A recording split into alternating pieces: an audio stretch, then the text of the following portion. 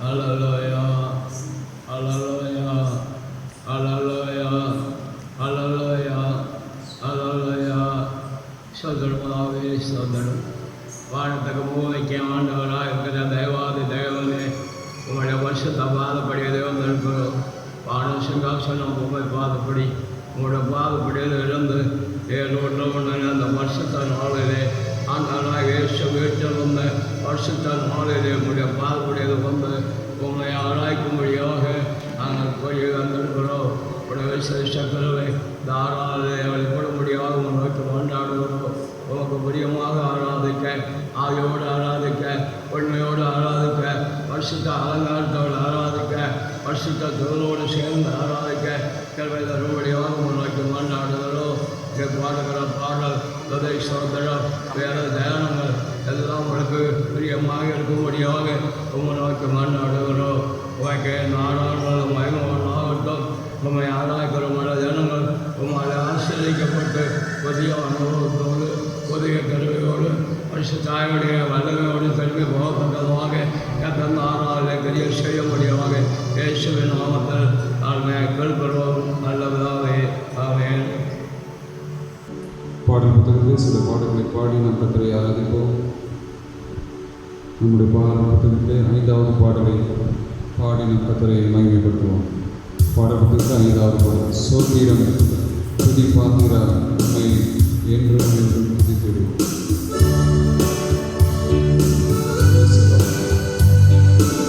எல்லாரும் தலைமத்தட்டி எங்களோடு சேர்ந்து பாடுவோம்.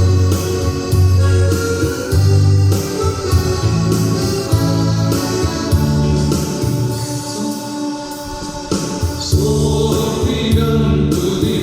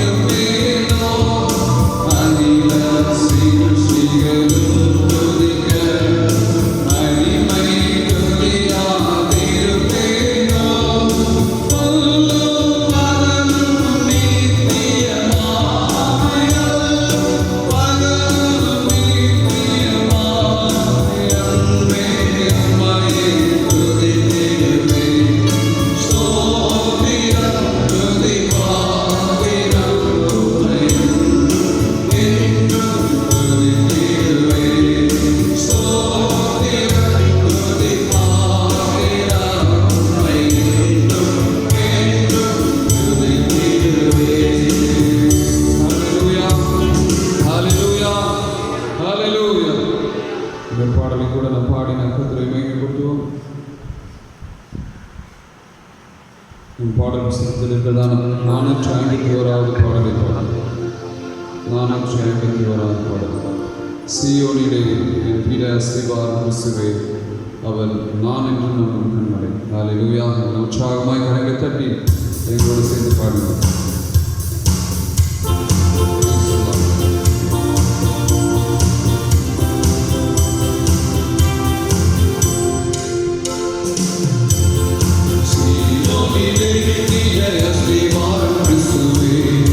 Amen.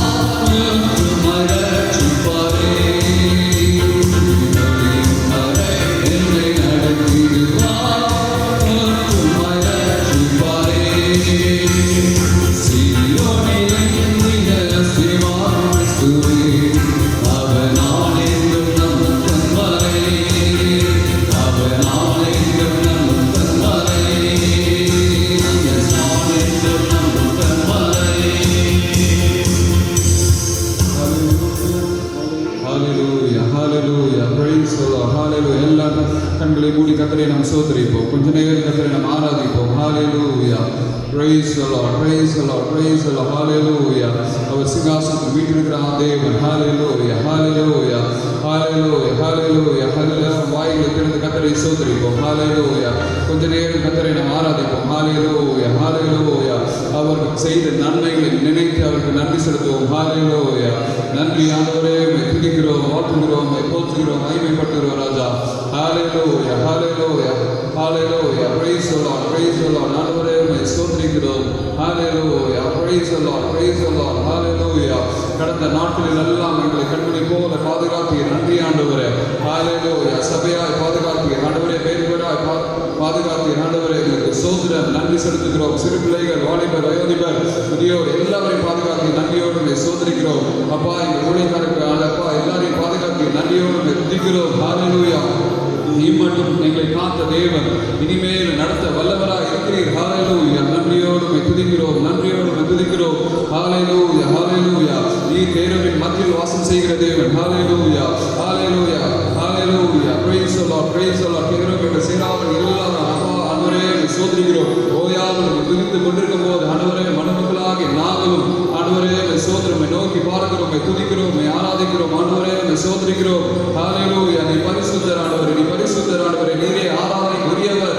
Hallelujah. எல்லா கணத்துக்கும் மகிமைக்கு பாத்திரர் ஆண்டவரே, உமக்கு ஸ்தோத்திரம். Hallelujah. Praise the Lord. நன்றி ஆண்டவரே. Hallelujah. Hallelujah.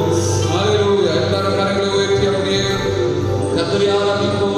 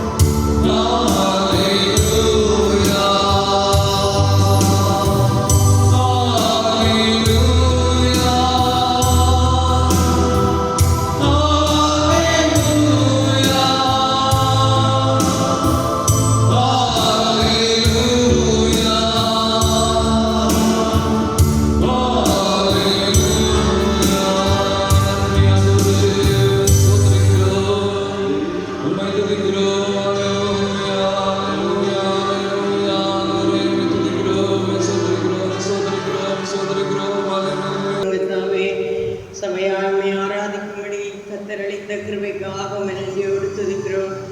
சபை கூடி வருதலே சிலர் விட்டு விடுகிறது போல நீங்கள் விட்டு விடாதிருங்கள் என்று உங்களுடைய பரிசுத்த வேதத்திலே நாங்கள் வாசிக்கிறோம். ஆண்டவரே, சபை கூடி வருவதை பரலோகம் எதிர்பார்க்கிறேன், விரும்புகிறேன். ஆண்டவரே, நீர் அதை பரிசுத்த கட்டளையாக கொடுத்திருக்கிறீர். ஆண்டவரே, சபை கூடி தேவனை ஆராதிப்பதற்குரியதான பாக்கியத்தை கற்று நீங்கள் வாழ்க்கையிலே தர வேண்டுமே. சபை கூடி தேவனை ஆராதிப்பதற்கு, உடைய வருகை மட்டும் ஆராதிப்பதற்கு ஆண்டவர் அருள் செய்யும்படியாக ஜெபிக்கிறோம். கர்த்தாவே, இந்த வேளையிலும் கூட எங்களை உடைய திருப்பாதத்திலே படைக்கிறோம். தேவனை உத்தமமாய் உண்மையாய் பரிசுத்த அலங்காரத்தோடு தேவனை தொழுது கொள்ளத்தக்கதாக கத்தரிங்களை ஒன்று கூட பரிசுத்தப்படுத்தும்படியாக உடைய சமூகத்திலே ஜெபிக்கிறோம்.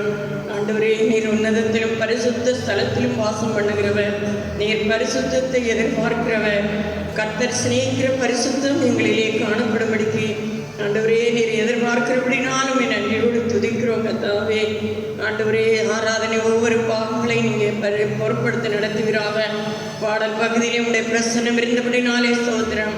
வர்ஷிப்பு பகுதியிலே உடைய பிரசன்னம் இருந்தபடினாலுமே ஸ்தோத்திரிக்கிறோம். கர்த்தாவே, எங்களுக்கு வேண்டிய நல்ல ஆலோசனைகளை தரும்படி உடைய நாமத்திலே நாங்கள் ஜெபிக்கிறோம். கர்த்தாவே, பயத்துடனே கத்தரை செய்வீங்கள், நடுக்கத்துடனே களி கூறுங்கள்.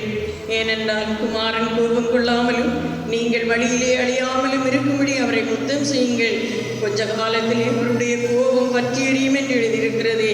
அவரை அண்டிக் கொள்ளுங்க, யாவரும் பாக்கியவான்கள் என்று எழுதியிருக்கிறதே. அப்பா, உம்மை அண்டிக் கொள்ள, உம்மை பற்றி கொள்ள, உம்முடைய கிருபையிலே நாங்கள் மறைந்து வாழ ஆண்டவர் எங்களுக்கு அருள் செய்ய வேண்டும் என்று வேண்டிக் கொள்கிறோம்.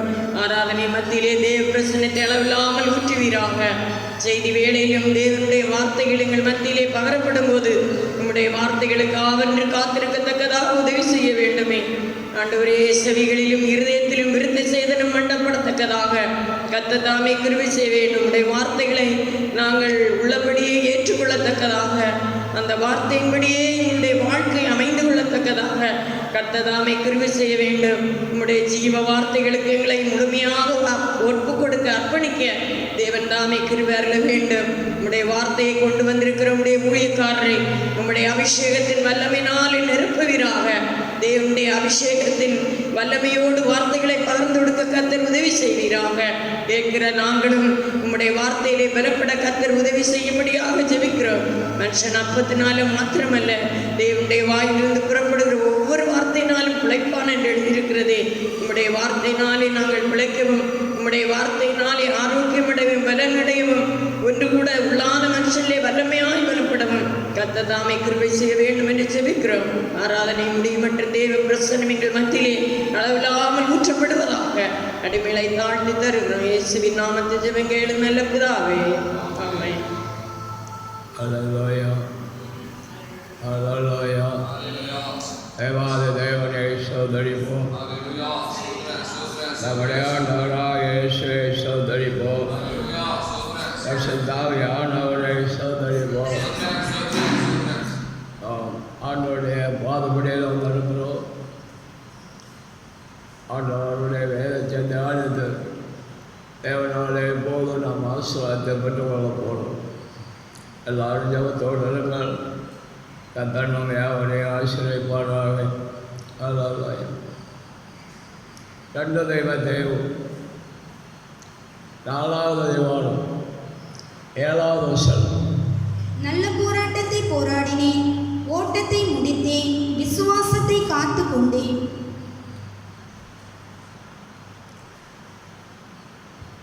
நல்ல போராட்டத்தை போராடினேன், ஓட்டத்தை முடித்தேன், விசுவாசத்தை காத்து கொண்டேன்.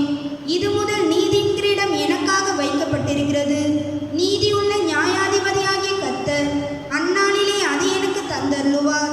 எனக்கு மாத்திரமல்ல, அவர் பிரசன்னமாகுதலை விரும்பும் யாவருக்கும் அதை தந்தருளுவார். கர்த்தருடைய பரிசுத்த நாமத்துக்கு மகிமை உண்டாவதாக.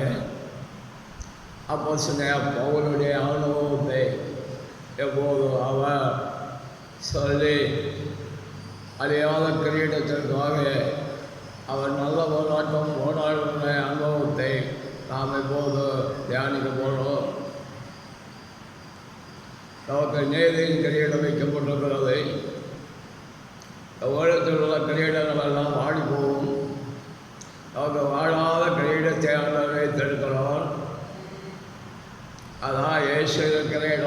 வயசோடு நிஜத்தை அனுபவிக்கிற ஒரு பெரிய பாக்கியம்தான் அழியாத கிரீடம், வாழாத கிரீடம், அது நேரையும் கிரீடம் என்று நாம் பார்க்கிறோம். நாம் இந்த உலக ஓட்டத்தை முடித்த பிற்பாடு பரலோகத்திலே தேவனோடு, அதாவது நெஞ்ச காலமாக அழியாத கிரீடத்தை பெற்று அழியாத தேவனோடு, அழியாத ராஜ்யத்தோடு, அழியாத சௌந்தரத்தை பெற்று நாம் தேவனோடு வாழப்போகிறோம். அதற்கு நாம் இந்த உலகத்திலே தேவன் தந்திருக்கிற நாட்களிலே நல்ல போராட்டம் போராட வேண்டும். அப்போஸ்தலனாகிய பவுல் ஆரம்பத்திலே நல்ல போராட்டம் போராடவில்லை. சபையை துன்பப்படுத்திக் கொண்டிருந்தால் தேவன் அவரை சந்தித்த பிற்பாடு அவர் வானவழியாக இரத்த சாட்சியாக அவர் மரிக்கிற அனுபவத்தை அவர் வெளிப்படுத்தி நல்ல போராட்டம் போராடி ஓட்டத்தை முடித்து விசுவாசத்தை காத்துக்கொண்டு அழியாத நேரையும் கிரீடத்துக்காக தன்னை அர்ப்பணித்து அவர் பூர்ணப்பட்டார் என்பதை ஆண்டவர் அவருடைய அனுபவத்தின் மூலம் வேதத்திலே வெளிப்படுத்தப்பட்டிருக்கிறது. அந்த கிரீடம் அவருக்கு மாத்திரமல்ல, நான் நல்ல போராட்டம் போராடுகிறேன், ஓட்டத்தை முடித்தேன், விசுவாசத்தை காத்துக்கொண்டு இது முதல் எனக்கு நீதிகளிடம் வைக்கப்பட்டிருக்கிறது. எனக்கு மாத்திரமல்ல, அவருடைய பிரசன்னமாகுதலை விரும்பும் யாவருக்கும் என்று சொல்லப்பட்டிருக்கிறது. அவருடைய வருகைக்கு ஆயத்தமோடு ஜெபிக்கிறது எவ்வளோ பிள்ளைகள் அத்தனை பேருக்கும் ஆண்டவர் அந்த அழியாத கிரீடத்தை கொடுப்பார் என்ற விசுவாசத்தோடு நான் தெய்வத்து அந்த கிரீடத்தை பெற்றுக்கொள்ள தகுதிப்பட வேண்டும். இந்த உலகத்திலே நான் தெய்விக்கிற நாள் வரையிலும் நல்ல போராட்டம் போராட வேண்டும். வேத புஸ்தகத்திலே எல்லாரும் நல்ல போராட்டம் போராடவில்லை. காயினை பாருங்கள், சகோதரனோடு நல்ல போராட்டம் அவர் போராடவில்லை. அவரை கொலை செய்யக்கூடிய போராட்டம் அவர்கள் காணப்படுகிறது. அப்சலோமை பாருங்கள், தகப்பனை கொண்டு அவன் ஆதரியத்தை கைப்பற்றி அவன் ஆளுகை செய்ய வேண்டும் என்று அவர் பிரயாசப்படுகிறார். அது நல்ல போராட்டம் அல்ல. அவனோடு லோத்து வருகிறார். லோத்துடைய வேலைக்காரர்களும் ஆடு மேய்க்கிறவர்களும் மந்தை மேய்க்கிறவர்களும் அவருடைய மந்தை மேய்க்கிறவர்களும் அவர்களுக்குள்ளே போராடுகிறார்கள். அது நல்ல போராட்டம் அல்ல. அப்படி போராடித்தான் அவர் ஆபிரகாம் மட்டும் பிரிந்து போனார் என்பதை நாம் பார்க்கிறோம். நாம் நல்ல போராட்டம் போராட வேண்டும்.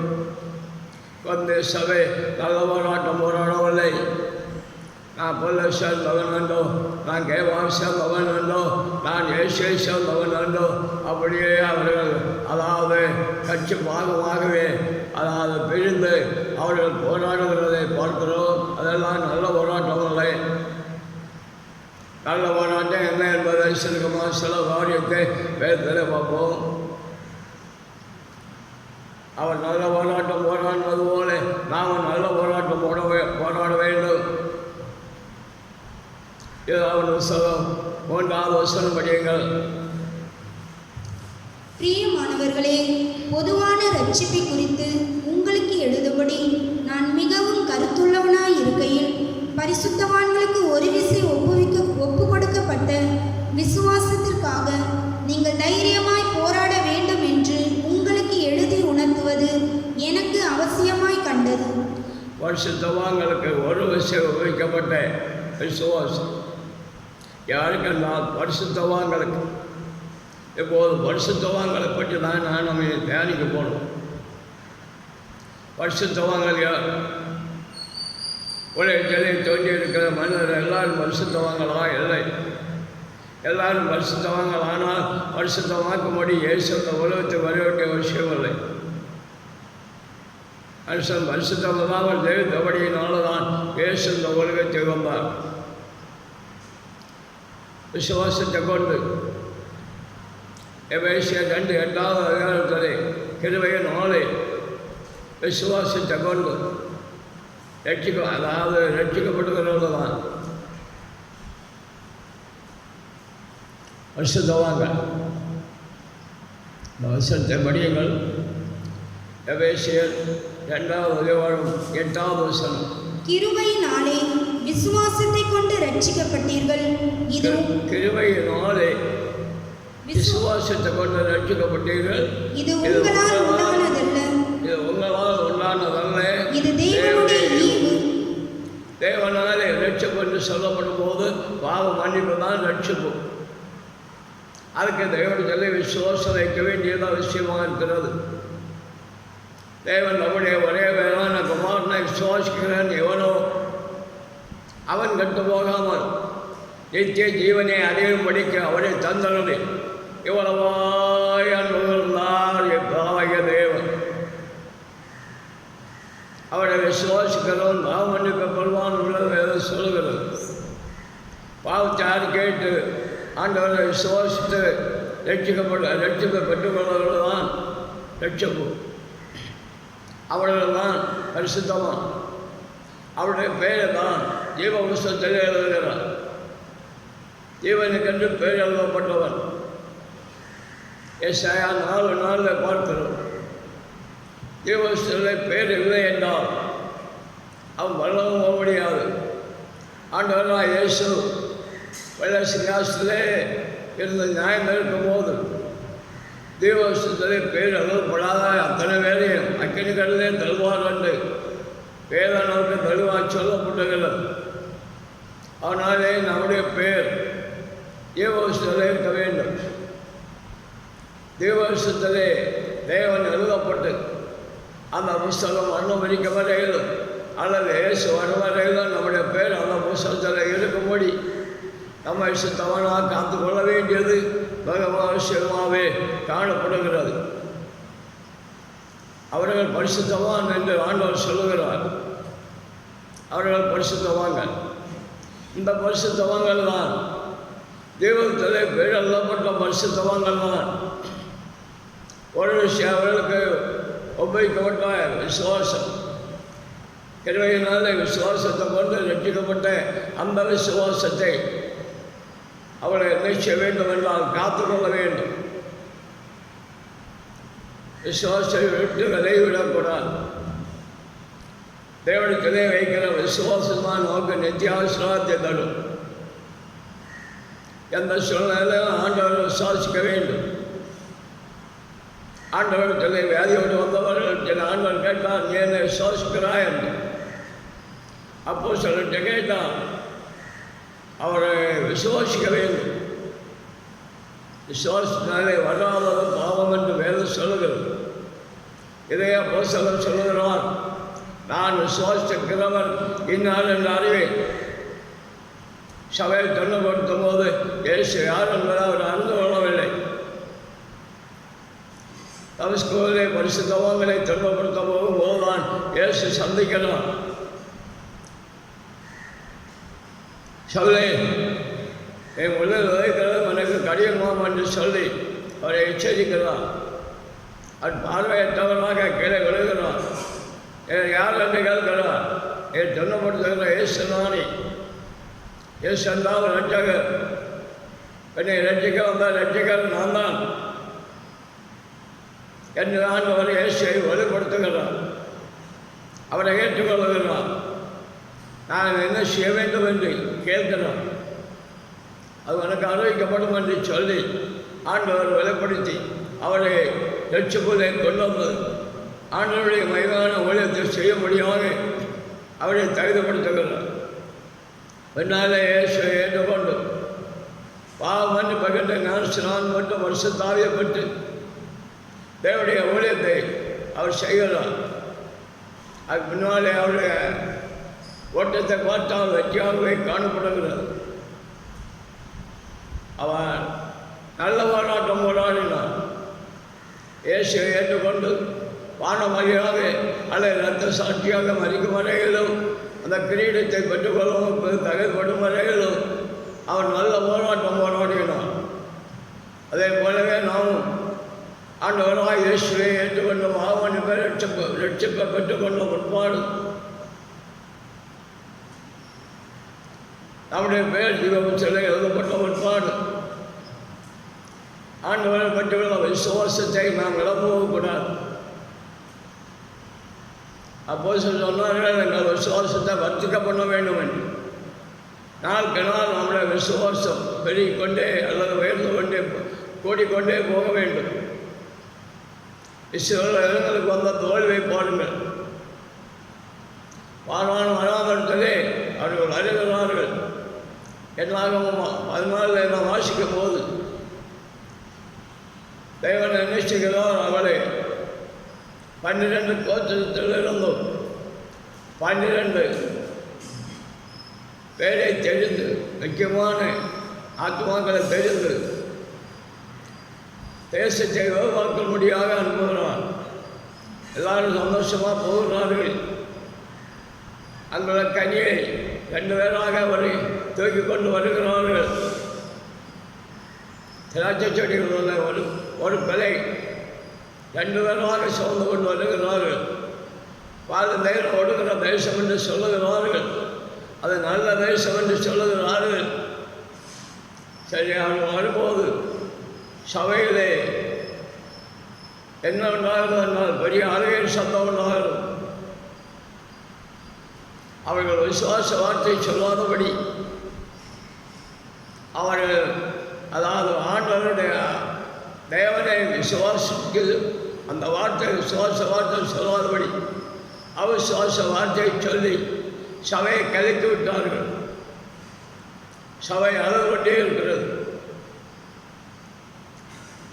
எல்லாம் நல்ல தேசம்தான், நல்ல கனிதான், நேரம் ஒடுக்கிற தேசம்தான் நல்ல. ஆனால் அங்குள்ள ஜனங்கள் எப்படிப்பட்டவர்களாக இருக்கிறார்கள்? அவர்கள் பெரியவர்களாக இருக்கிறார்கள். அவளை எழுத்து யுத்தம் பண்ண முடியாது என்று சொல்லி அவிசுவாச வார்த்தையை சபையிலே கிளப்பிவிட்டார்கள். அதனாலே சபையிலே பெரிய குழப்பம் உண்டாகுது.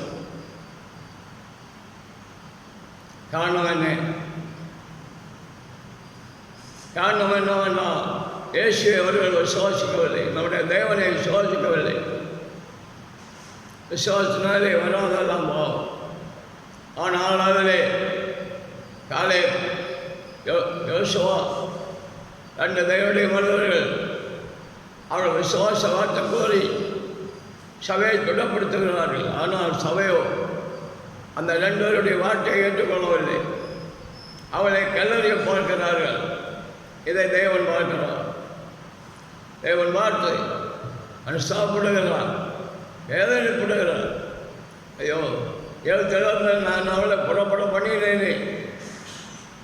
செங்கடல் 8ஆம் தடையாக்கி அவளுக்கு நடப்பாதையாக அவளுக்கு கொடுத்தேனே. எவ்வியாரே சமுத்திரத்திலே இந்த தண்ணீர்களை ஆழ்வு பண்ணினேனே. அதிலிருந்து அவளை காப்பாற்றி கொண்டு வந்தேனே. எவ்வியன் ராதாவோடு அவர் 10 முக்கியமான பாதைகள் அங்கே உண்டாகுவதை பார்க்கிறோம். அதிலிருந்து இஸ்ரவேல் ஜனங்களை காத்து வானுடைய கருத்தில் இருந்த ஆத்மாக்களை விடுவித்து நேரம் ஓடுகிற தேசத்துக்கு நான் கொண்டு வந்தேனே. இந்த தேசத்திலே அவர்கள் வனாந்தர யாத்திரைகளே அவளுக்கு நான் வானத்தின் மன்னாவை கொடுத்தேனே. என்னெல்லாம் ஆண்டவர் அவளுக்கு செய்த நன்மைகளை நினைத்து அவர் துக்கப்படுவதில்லை. எந்த மட்டும் ஜனங்கள் என்னை விசுவாசியாமல் இருப்பார்கள். என்னை விசுவாசித்த காலேப், என்னை விசுவாசித்த விசுவாசியாதவர்கள், என்னை விசுவாசித்த காலேபும் யோசுவாவை தவிர வாக்குத்தத்தம் பண்ணப்பட்ட நாட்டிலே போக மாட்டார்கள். அவருடைய பிள்ளைகள் போய் அனுபவிப்பார்கள். அது அப்படியே நிறைவேறுகிறது. அந்த 10 பேரும் அந்த பெரிய பாக்கியத்தை பெற்றுக்கொள்ளவில்லை. சுதந்திரத்தை தேவன் அவர்களுக்கு கொடுப்பேன் என்று சொன்ன வாக்குத்தத்தம் பண்ணினேன். கானான் அவர்களை பிரவேசிக்க முடியவில்லை. மற்ற 2 பேரும் பிரவேசித்து அதனுடைய ஆசீர்வாதத்தை பெற்றுக் கொண்டார்கள். தேவனுடைய பிள்ளைகளை நமக்கு கானான் அவருடைய சபதான். அதுக்குள்ளே எல்லா ஆசீர்வாதமும் ஆண்டவர் வைத்திருக்கிறார். ஆக சபையை போஷிக்கிறதும் சபையை காப்பாற்றுகிறதும் சபையை ஆட்கொண்டு நடத்துகிறதும் நம்முடைய ஆண்டவராக இயேசுதான். நாம் அவரை விசுவாசிக்க வேண்டும், அவரை நம்ப வேண்டும். அவர் நம்மை ஒருபோதும் கைவிடுகிற தேவன் அல்ல. யோவான் 14வது அதிகாரம் 1வது வசனத்திலே ஆண்டவர் சொன்னார், உங்கள் இதயம் கலங்க வேண்டாம், என்னிடத்தில் விசுவாசமாக இருங்கள், என் தேவனிடத்தில் விசுவாசமாக இருங்கள். உங்களுக்காக ஒரு ஸ்தலத்தை ஆயத்தம் பண்ண போகிறேன். ஆயத்தம் பண்ணின பிற்பாடு நான் வந்து நான் இருக்கிற இடத்திலே உங்களை சேர்த்துக் கொள்வேன் என்று அவளுக்கு நல்ல வாக்குத்தத்தத்தை கொடுத்தார். அதிலே அப்போஸ்தலர்கள் அவரை விசுவாசித்தார்கள், அவரை நம்பினார்கள், அவருடைய பாதைகளே சென்றார்கள், அவருக்கே உதவி செய்தார்கள். வெற்றியோடு தன்னுடைய ஓட்டத்தை அவர்கள் ஓடி முடித்தார்கள் என்பதை வேதனைக்கு தெளிவாக சொல்லப்படுகிறது.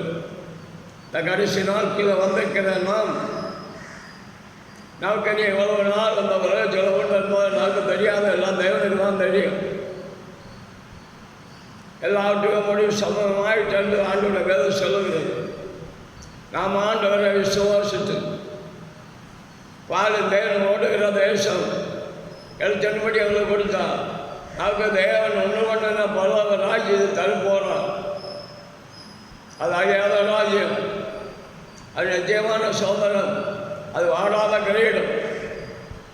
அதுக்காக நாம் தேவனை விசுவாசித்து விசுவாச பாதைகளை ஜெபிக்க வேண்டும். தேவனை நாம் எப்போதும் விசுவாசிக்க வேண்டும், கர்த்தரை எப்போதும் நம்ப வேண்டும்.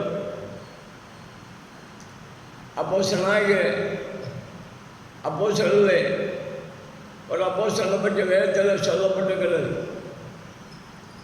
அவரை பற்றி நாம் வேதத்தில் வாசிக்கும் போது வீட்டிருந்த போதும் அவரை விசுவாசிக்கவில்லை.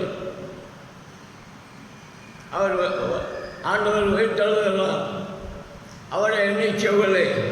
அவருடைய காய்ச்சலை பார்த்தால் ஒளியே நான் விசுவாசிக்க மாட்டேன் என்று சொல்லி இயேசுவை வீட்டில் இயேசுவை பார்த்தேன் சீசகத்தில் அவர் சொன்னார்.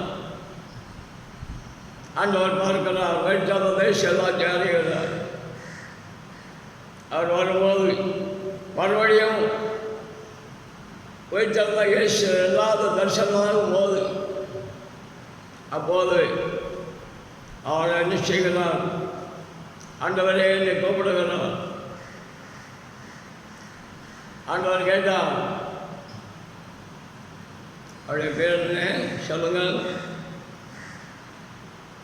ஆண்டவரை விசுவாசாத சீசனுடைய பேர் என்ன?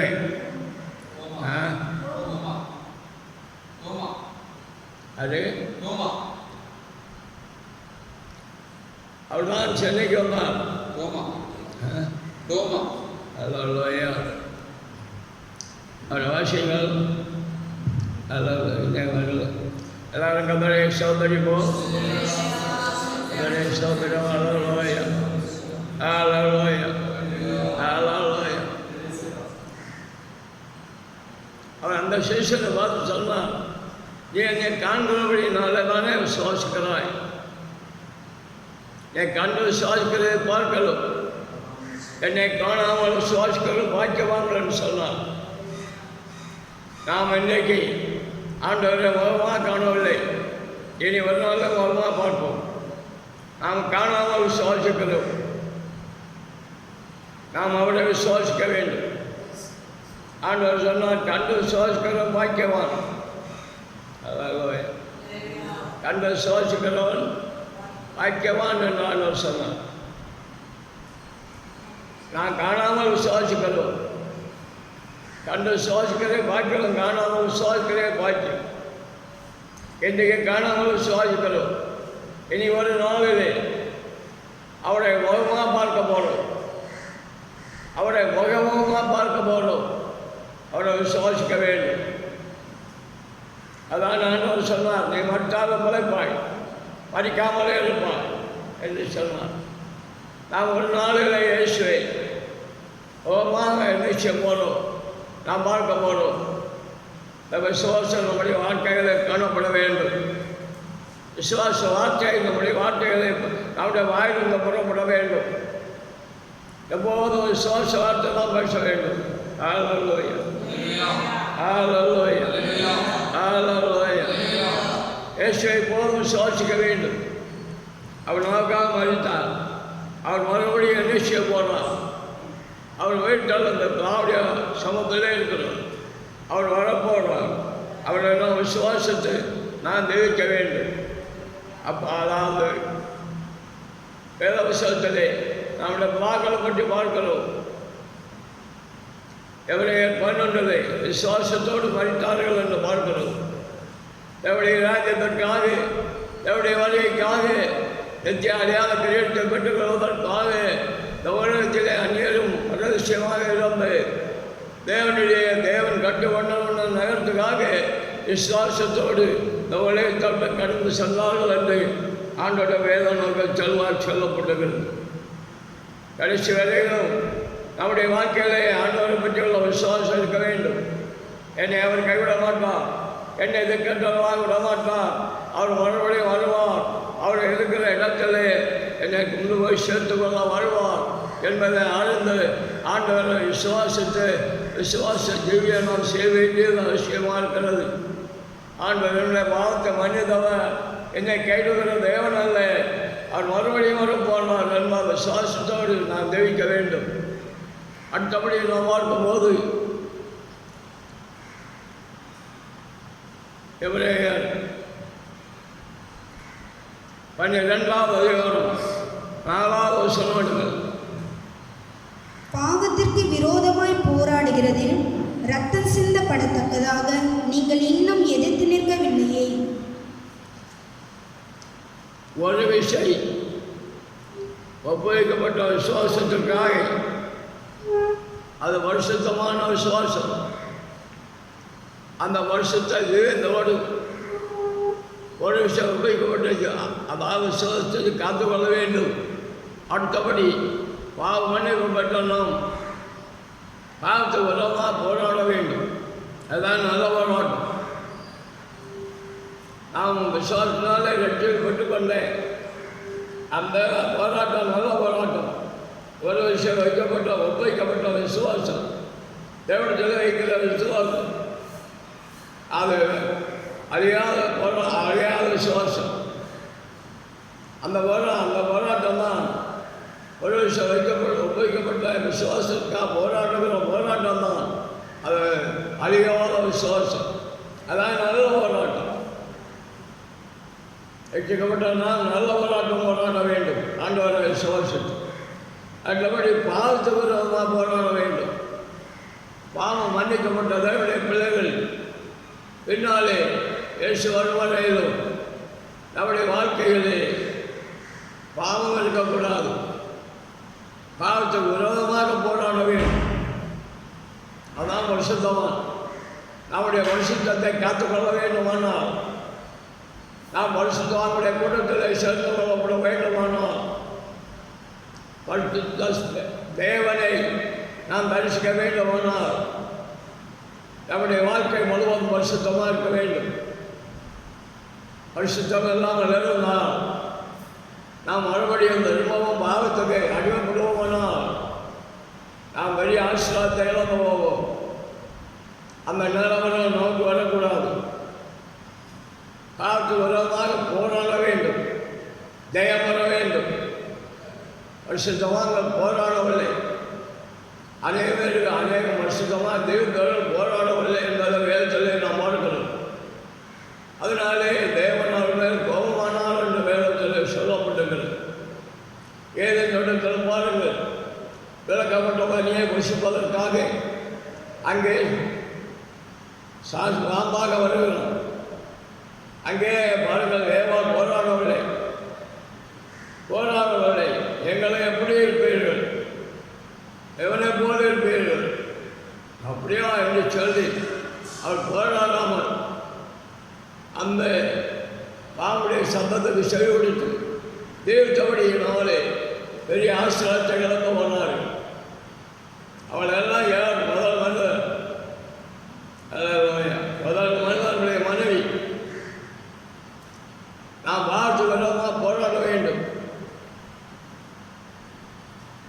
நம்முடைய யாக்கோடைய மகன் யோசிப், அவருடைய பாருங்கள், தேவனுடைய பிள்ளைகள் ஒரு வாலிபன்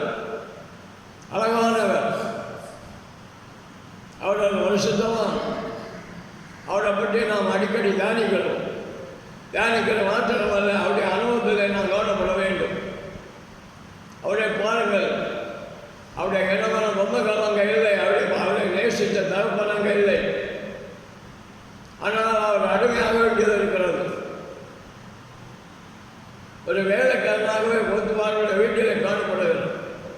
அங்கே பாருங்கள், பார்த்து வரமாக போராடி ஜெயப்பட்டபடியினாலே அவர் சிறைச்சாலை சென்றாலும் அவர் இடத்திலே ராஜாவுக்கு அடுத்தபடியாக அவர் ஒரு பெரிய மந்திரியாகவே காணப்படுகிறார். மரணம் வரைக்கும் வரையில் எவ்வளவு மேன்மையான அனுபவம்!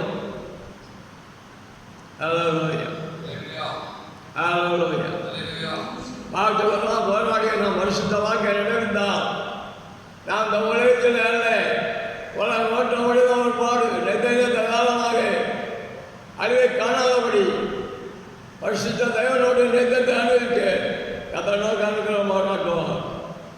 அதனால பார்த்து வரமாக போராட வேண்டும்.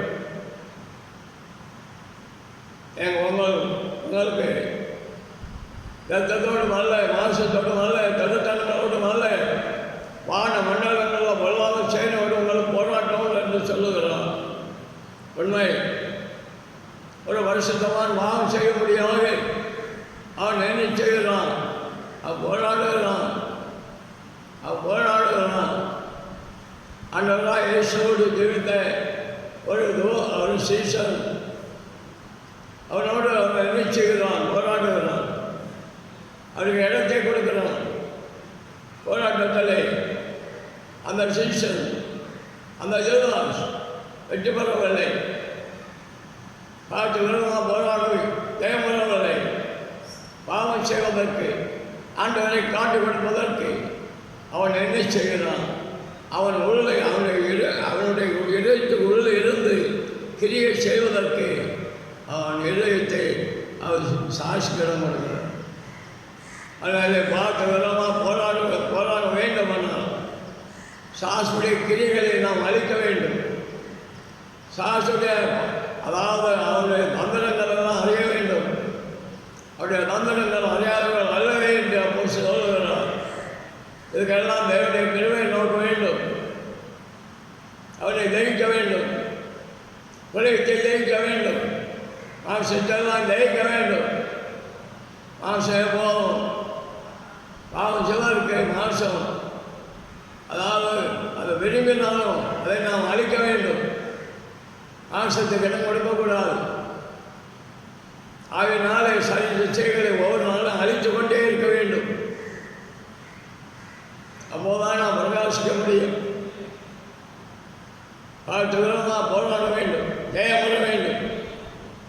வீட்டிலே பெண் வருஷம் வருஷத்தவங்கள் அவருடைய சிங்காசனத்துக்கு முன்பாக நின்று ஆட்டுக்குட்டியானவரையும் ஆவையும்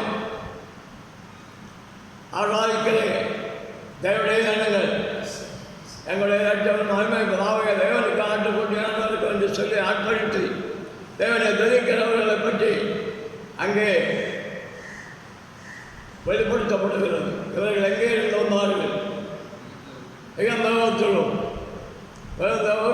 இருந்தாலும் பாவம் செய்யாதபடி பரிசுத்தமான ஜீவை செய்து ஆண்டவர் கொடுக்கிற வன்மசத்தை தரித்து தாவையும் குமாரனையும் செய்வித்து போற்றி கொள்ளக்கூடிய ஒரு வழிய வாக்கியம் பள்ளத்தில் அவரை கிடைத்ததை பார்க்கப்பட முடியும். நாம் விதமாகவே நம்மை கத்திருந்த உலகத்தில் இந்த நிலைமையில் வைத்திருந்தாலும் பாவம் செய்யாதபடி பரிசுத்தமாக ஜீவித்து அந்த வருஷத்தவனுடைய கூட்டத்திலே நான் காணப்பட வேண்டியது மிகவும் அவசியமாகவே காணப்படுகிறது. எல்லாரும் கத்தரை சோதரிப்போம்.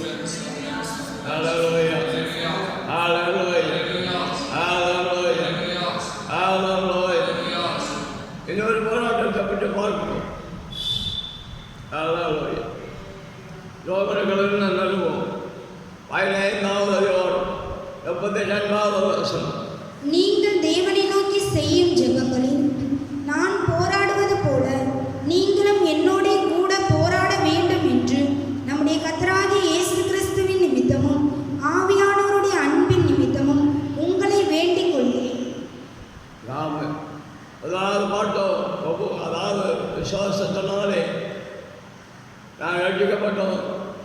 அந்த ஒரு வருஷம் ஒதுக்கப்பட்ட விசுவாசத்துக்காக நாம் போராடி தேவர வேண்டும் என்று போட்டோம். அடுத்தபடி பாவத்துக்கு விரோதமாக பாவம் மன்னிக்கப்பட்ட ஒருபாடு, அந்த பாவம் மன்னிக்கப்பட்ட ஒருபாடு பாவம் செய்யாமல் இருக்கும்படி பாவத்துக்கு விரோதமாக போராடி தேவைப்பட வேண்டும். அடுத்தபடி ஜெபத்திலே போராடி கொண்டே இருக்க வேண்டும்.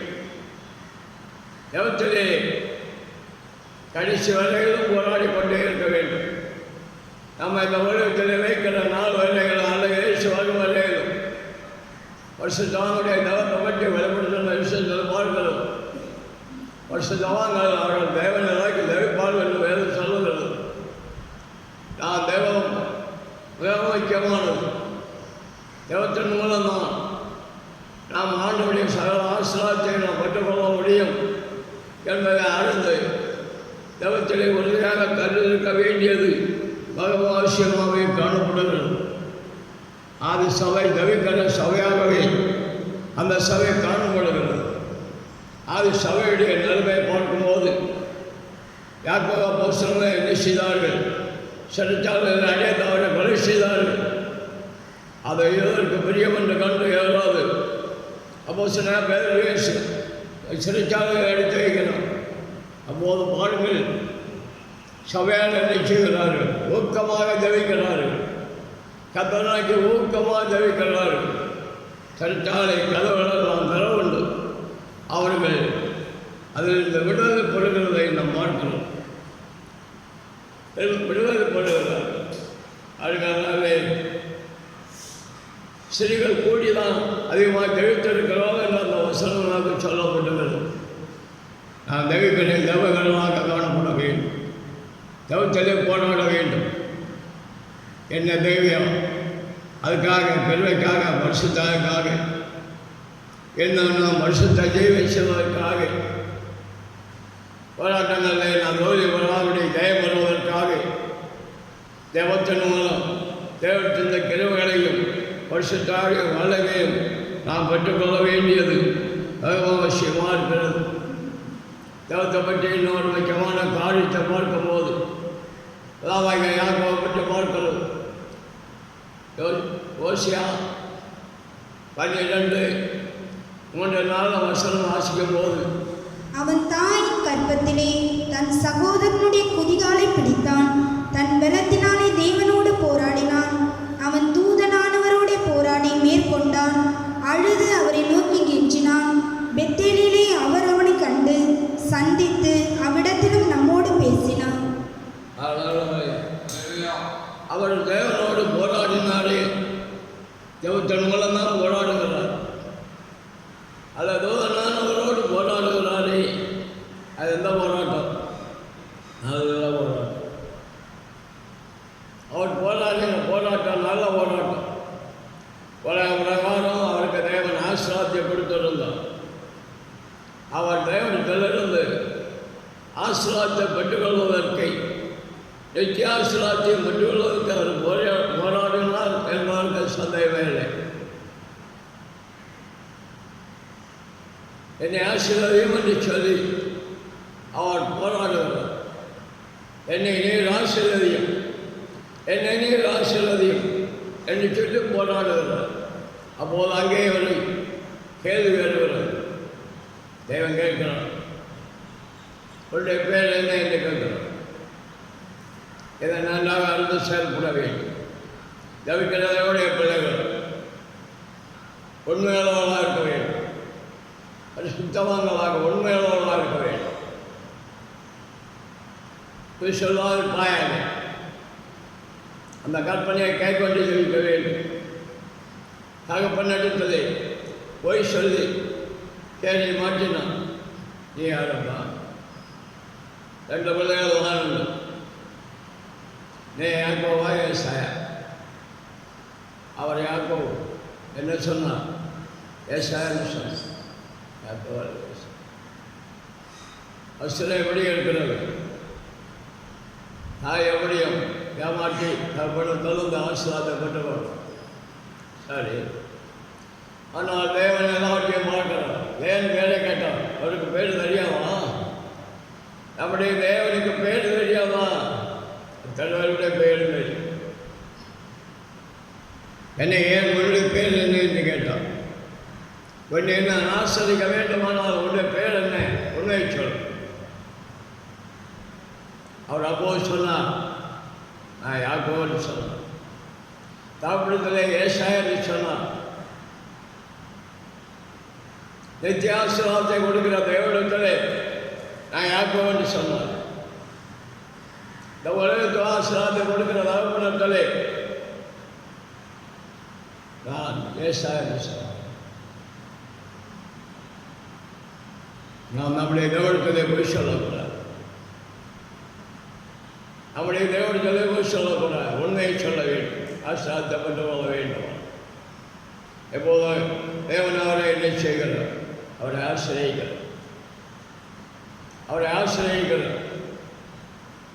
என்றைக்கும் ஆசிரமத்தோடு தான் இருக்கிறார். உலகத்திலே ஆசிரமத்தை பெற்றவர் பின்னாலே ஆண்டவர் சொல்லுகிறார், அவருக்காக ஈசாக்கு யாக்கோபு என்பவரோடு வருஷத்தவாங்கள் விளக்கில் வேட்டில் இருந்து வந்து இருப்பார்கள். அவர் பல்லவத்து பெரியவராகவே இன்றைக்கு இலைப்பாடி கொண்டிருக்கிறார். ஆசிரியக்கப்பட்டவராகவே காணப்படுகிறார். உண்மையை சொன்னார். இதில் சின்ன காரியம் என்று நினைக்கக்கூடாது. சின்ன குறைகளும் பெரிய ஆசிரியத்தை தடவணும். அதனாலே உண்மையை சொல்ல வேண்டும். எப்போதும் நாம் ஆண்டவரிடத்திலே ஆசிரியத்தை பெற்றுக்கொள்ள வேண்டும்.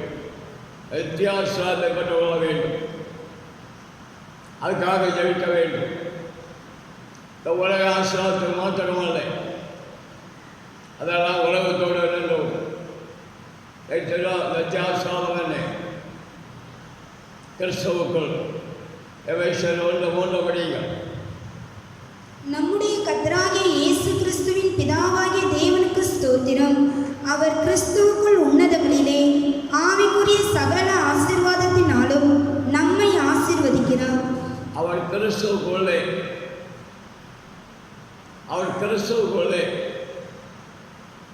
நம்ம என்ன செய்திருக்கிறார்? நம்ம ஆசீர்வாதம். அந்த ஆசீர்வாதம் என்ன?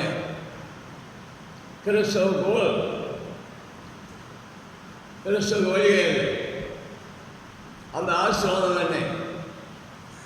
கிறிஸ்துவே நமக்கு உன்னத்திலிருந்து தோன்றிய அருணோதயம். சகரியா அவரை பற்றி தெரிவிக்கிறதுன்னு சொல்லுங்கள். நம்முடைய இயேசு உன்னத்திலிருந்து தோன்றிய அருணோதயம். அவரை நோக்கி ஆசீர்வாதமாக தெய்வம் தந்திருக்கிறார். பரிசுத்தாக நோக்கி ஆசீர்வாதமாக நிச்சயிக்கிறார். அவர் நமக்கு தந்திருக்கிறார். அதெல்லாம் பெரிய ஆசீர்வாதம். இதெல்லாம் நாம் தேவனுடைய பிள்ளைகளை கிருபைகளும் பரிசுத்தாக வல்லமை எல்லாம் ஜபத்தில் இருந்து நாம் என்ன செய்ய வேண்டும்? நாம் ஆசீர்வாதத்தை பெற்றுக்கொள்ள வேண்டும். அதுக்கு போராட வேண்டும். அதுதான் அவைக்குரிய போராட்டம். மனசுபடி போராடக்கூடாது. யாரோடும் போராடக்கூடாது. கிருபை போய் கெடுக்கிறது போய்விடும். ஆகியபடி அன்றுவரை என்ன ஆசிரியது? என்ன ஆசிரியது? ஒரு தானத்தை தந்தாராம், எனக்கு இன்னும் தாரும், இன்னும் ஒரு நாளுக்கு கூட தாரும் என்று சொல்லி ஆண்டவர் நோக்கி ஜெபிக்க வேண்டும். 2 தானம் தான். ஆண்டவரை எனக்கு போதாது, எனக்கு 2 அல்ல, எனக்கு இன்னும் 2 கூட வேணும் என்று சொல்லி எண்ணிக்க வேண்டும். போராடி ஜெபித்து இந்த ஆசீர்வாதங்களை பெற்றுக்கொள்ள வேண்டும். 5 தானம் தான், 3 தானம் தான், எனக்கு இல்லை, என்ன தாரும், 5 தாரும், இன்னும் 3 தாரும் என்று சொல்லி ஆண்டவர்களே ஆளுமைகளையும் கருவைகளையும் கூட பெற்று ஆண்டவருக்காக கடைசி நாட்களை போடுவிட வேண்டும். ஆண்டவருக்காக ஜெயிக்க வேண்டும். பிழைத்திருக்கிறதே நம்முடைய ஆண்டவருக்காக இருக்க வேண்டும். நான் தெய்வத்தில் ஆளுமைகளை கொண்டாமல் இருந்தால் ஒரு ஆளுமை கொடுத்து வாங்கினவன் அதை பதித்து வைத்தான் என்று சொல்லப்பட்டது. அவனை பற்றி ஆண்டவர் என்ன சொல்லுகிறார்? தானத்தை சம்பாதித்தவர்களை பார்த்து சொன்னான். 2 நாளத்தை அவன் 2 நாளில் கூட சம்பாதித்தான். உண்மை தமிழ் நல்லாயினி அவருடைய எஜமானுடைய சந்தோஷத்துக்குள்ளே பிரவேசி. உன்னுடைய எஜமானுடைய சந்தோஷத்துக்குள்ளே பிரவேசி. 5 நாள் தான், 5 கூட சம்பாத்தாயா? உத்தம உண்மை உள்ளவனே, உன்னுடைய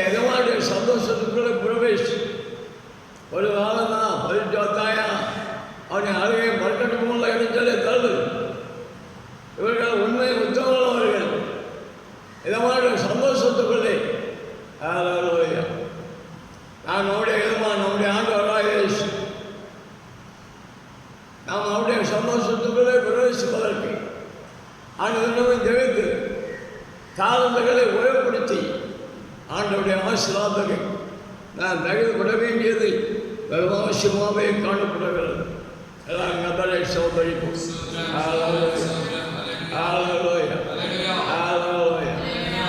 நம்முடைய ஆண்டவராக இயேசு பற்றி பார்ப்போம். ஆண்டவராக இயேசு அவர் ஜபிக்கிறேன் ஒரு ஜப வீரர் நமக்கு எல்லாவற்றுக்கும் அவர் ஜபித்து மாதிரி வைத்து கொள்ளவே அவர் நமக்காக அந்த உரைச்சொல்லி வந்து பாடுகள் அனுபவித்து நம்முடைய அக்கிரமங்களை எல்லாம் சொந்த வீட்டு மனுக்குலத்துடைய நித்திய ஆசிரியத்துக்காக தன்னுடைய ஜீவனை தியாகம் பண்ணி அவர் பள்ளத்துகளோடு போயிருக்கிறார். அவரை பற்றி வேற்றலை பார்ப்போம். வேசியர் 1வது அதிகாரம் 20-21 படியுங்கள். அவர் போது எங்கே இருக்கிறோம் எல்லா துரைத்தனத்துக்கும் அதிகாரத்துக்கும் வல்லமைக்கும் கர்த்தத்துவத்துக்கும் இம்மையில் மாத்திரமல்ல மறுமையிலும் பேர் பெற்றிருக்கும் எல்லா நாமத்துக்கும் மேலாய் அவர் உயர்ந்திருக்கத்தக்கதாக அவரை உன்னதங்களில் தம்முடைய வலது பாரசத்தில் உட்காரும்படி செய்து இப்போது இயேசு எங்கே இருக்கிறார்? உன்னதத்திலே தேவனுடைய வலது பாரசத்திலே உட்காருங்க. அங்கே இருக்கிறார். அவரை தான் ஒரு தேவனுடைய மனிதனாகி ஆதி சபையில் உள்ள ஒரு தேவ மனிதன் அவரை தான் தரிசனத்திலே ஆவியானவரை காண்பிக்கப்படுகிறார். அவருடைய வலவாசத்திலே உலகத்திலே இருக்கிறார். 1வது அதிகாரம் 1வது சொல்ல முடியுங்க. நம்முடைய கர்த்தராகிய இயேசு கிறிஸ்துவின் பிதாவாகிய தேவனுக்கு ஸ்தோத்திரம். அவர் கிறிஸ்துவுக்குள் உன்னதங்களிலே ஆவிக்குரிய சகல ஆசீர்வாதத்தினாலும் நம்மை ஆசீர்வதிக்கிறார்.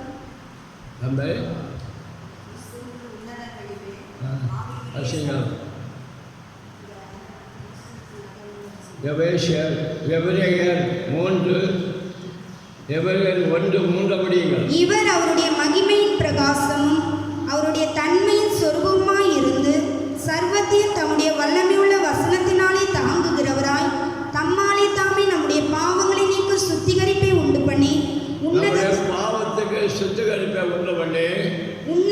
உள்ள மகத்துவமானவருடைய வலது பார்சத்தில் உட்கார்ந்தார். எங்கே உட்கார்ந்தார்? உலகத்திலே தேவனுடைய பிள்ளைகளே மனுக்குலத்துக்காக ரட்சத்தை ஒன்று பண்ணி சிறுதை நம்முடைய ஜீவனை தியாகம் பண்ணி ரத்த தரிசனத்தை மனுக்குலத்துடைய ரட்சப்புக்காக அவர் செய்ய வேண்டிய எல்லா கிளைகளையும் செய்து முடித்தவற்றை அவர் பல்லவத்துக்கு போனார் என்பதை ஆண்டோட வேதம் சொல்லுகிறது. அவரை சரீரத்தை அடக்கம் பண்ணினார்கள். அதுவே காணாதபடி தேவனாக ஒரு எழுப்பி அவருடைய வலுவாசத்தில் உன்னதத்தில் இருக்கிறார். அந்த உன்னதத்திலே கிறிஸ்துவ உன்னதத்தில் ஆசீர்வாதத்தை அதான் நித்திய ஆசீர்வாதம். அங்கே நாம் போய் ஆண்டவரோடு நித்தியத்தை அதாவது அனுபவிக்கிறது தான் நிச்சயமான ஆசீர்வாதம். அந்த ஆசீர்வாதத்துக்காக போராடி ஜெயிக்க வேண்டும். நித்திய ஆசீர்வாதத்துக்காக ஆண்டவராக சொன்னார், இனி சம்பவிக்க போகிற இவர்களுக்கெல்லாம் நீங்கள் நம்பி மனுஷமானுக்கு உண்மையாக நிற்க பாத்திரமாக வாழப்படுவதற்கு எப்பொழுதும் தேவமண்ணை வெளித்தருங்கள் என்று சொன்னார். இன்னும் ஆண்டவர் சொன்னார், விளைச்சலை சம்பவிக்கிற காரியங்களை பார்த்து இவர்கள் சம்பவிக்கிறது உங்களுக்கு என்ன இருக்கிறது?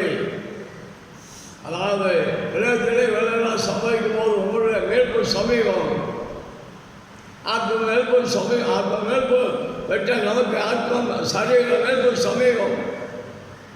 அதனாலே நான் தேவமண்ணை வெளிச்செடுக்க வேண்டும் என்று ஆண்டவர் சொல்லுகிறார். பலத்திலே இருக்கிற தேவன், அதாவது வலுவாழ்விலே இருக்கிற தேவன் அது சீக்கிரமாக இந்த உலகத்திலே விசுவாசத்திலே போராடி நல்ல போராடினா பரிசுத்தவான்களை சேர்த்துக் கொள்ள முடியாது. இயேசு இந்த உலகத்திலே வரும்போறார். நல்ல போராட்டம் வராதவர்கள், அதாவது ஆண்டவருக்கு புரியவில்லாமல் தெரிவிக்கிறவர்கள், அது நல்ல போராட்டம் அல்ல, போராடுகிறவர்கள் அல்ல, அவளுக்கு நித்தியாசனம் அல்ல. நாமோ ஆண்டோடைய வருகையிலே நல்ல சலாத்தை அவர்கள் பெற்றுக்கொண்டது போல நாமும் பெற்றுக்கொண்டு யுகாயுகமாக ஆண்டவர்களுடைய நத்தியாசலாத்தை பெற்று அனுபவித்து ஜெயித்த காலமாக பாவக தேவனோடு ஆட்டுக்குட்டியானவரோடு பரிசுத்தோடு பரிசுத்தவர்களோடு யுகாயுகமாக நாம் ஆண்டோடைய சமூகத்திலே காணப்பட நாம் யாவரையும் தகுதிப்படுத்தபடியாக எல்லாரும் கத்தவராக தேய்ப்போம். கத்தவரங்கள் ஆசிரியத்து ஆண்டவராக ஏசி இருக்கிற இடத்துல கொண்டு போய் சேர்ப்பா.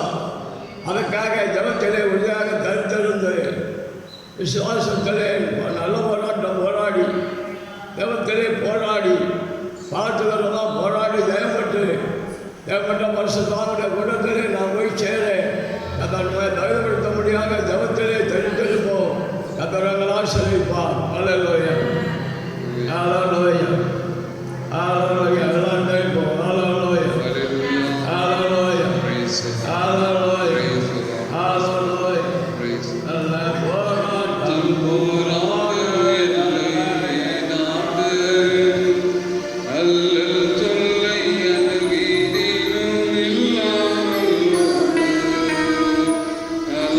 போராட்டம்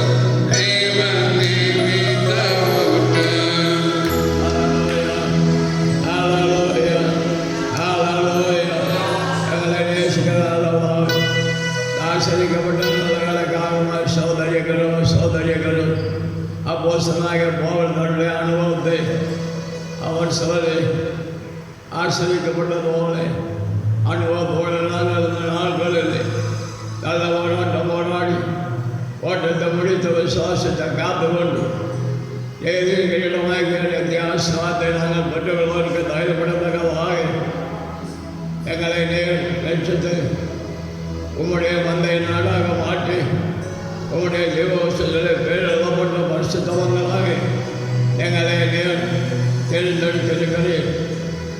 பரிசுத்தவான்கள் தேவனை விசுவாசிக்க வேண்டும், பார்த்து விரமாக போராட வேண்டும். அவள் எப்போதும் ஜெபித்து தேவனுடைய வரையத்தை ஆய்த்தோடு ஜெபிக்க வேண்டியது அவசியமாக இருக்கிறது. அதனாலே ஆண்டோட வசத்தை கேட்டால் பண்ண வேண்டும். அந்த நேரத்தை பெற்றுக்கொள்வதற்கு அப்போ சொன்ன பவுலை போல ஆண்டவர்களே நல்லா போராடி ஆண்டவர்களே அவர் போராடி ஆசிரியக்கப்பட்ட போல ஆவிக்குரிய ஆசிரமத்தை போராடி அவர் ஆசிரியக்கப்பட்ட போல நாங்களும் ஆவிக்குரிய ஆசிரமாகிய விசுவாசம் ஆவிக்குரிய ஆசிரமாகிய பார்த்துக்கிறோமா போராடி பரிசுத்தம் ஆவிக்குரிய ஆசிரமாகிய